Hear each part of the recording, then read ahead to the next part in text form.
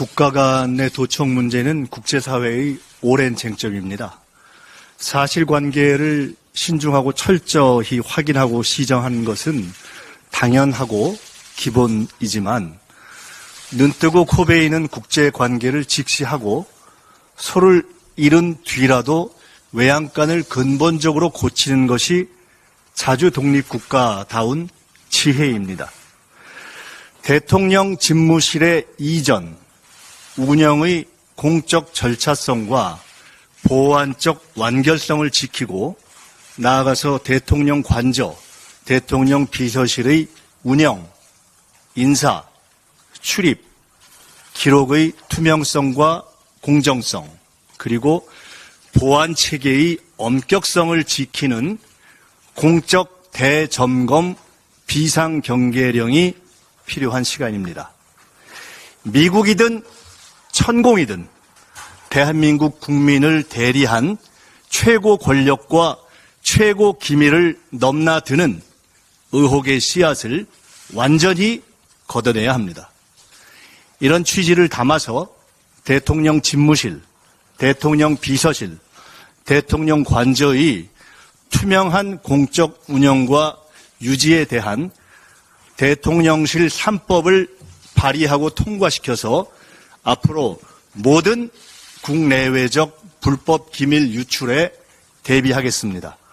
정부 여당이 공감하고 협조해 주리라 믿습니다. 외양간을 미리미리 같이 고칩시다. 두 번째로 세수 감소에 경계가 필요합니다. 세수가 예상외로 줄면 국가 살림도 경기 대응도 재정 안정도 어려워집니다.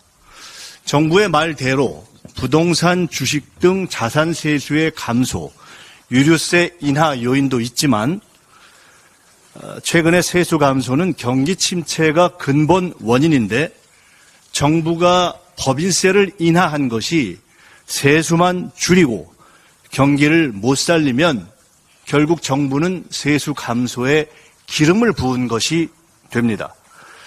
지금은 긴장하고 경제정책과 산업정책의 그립을 잡아야 할 때입니다.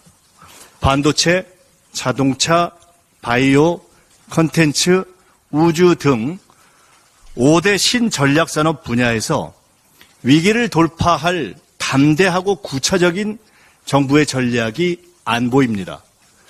언제든지 경제난국 돌파와 전략산업 진흥을 위한 여야정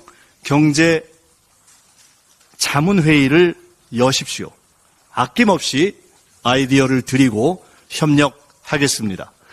경제팀은 대통령 방미를 앞두고 돌발적인 도청 상태에 당황하지 말고 반도체뿐만 아니라 특히 바이오, 콘텐츠, 우주 등 새 전략산업 분야에서 담대한 신한미 경제동맹 구상과 대미 제안을 준비하시기 바랍니다.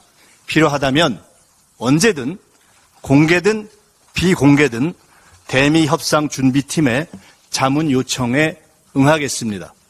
민주당은 집권해봤고 외교 통상전에서 승리해봤고 통상협상의 어려움을 알고 있고 다시 집권을 진지하게 준비하고 있는 당으로서 외교와 경제의 초당적 국민적 해법을 제시해 나가겠습니다. 세 번째로 정치개혁은 초당적 과제입니다.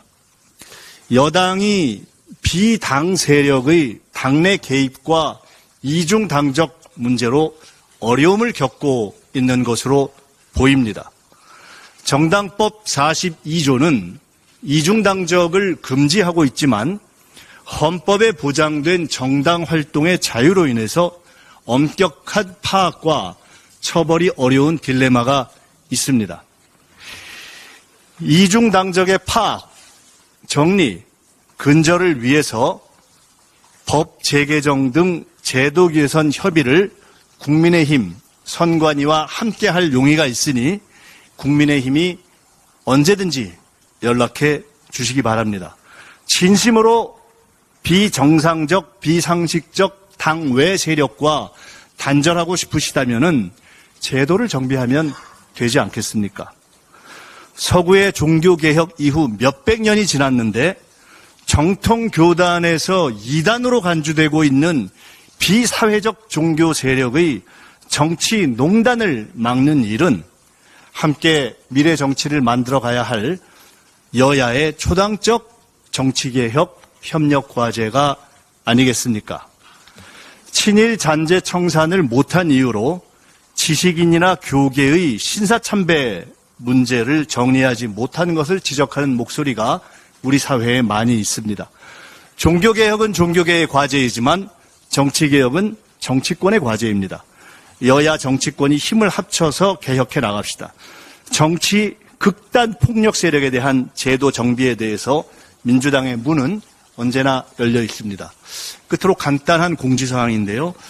일부 언론에서 민주당 경제위기 대응센터를 경제위기 긴급대응센터로 확대 강화한 것에 대해서 센터장을 경제전문가 홍성국 의원으로 더 전면에 내세우고 긴급대응센터로 이렇게 이름을 강화한 것은 어디까지나 경제위기에 대한 긴급대응과 강화의 성격입니다. 이것을 일부 오해하셔서 실무자도 그대로 성격은 강화됐는데 민주당 정책위가 손을 뗐다 이런 것은 아마 오해에서 비롯된 것 같아서 어제 간담회에 이어서 민주당은 청년 학생 대화를 더욱더 확대 강화해 나가기로 학생단체들과 합의를 해서 앞으로 지속될 것이고 경제에 대한 대응도 더 강화해 나갈 것이다 이렇게 말씀드립니다. 감사합니다.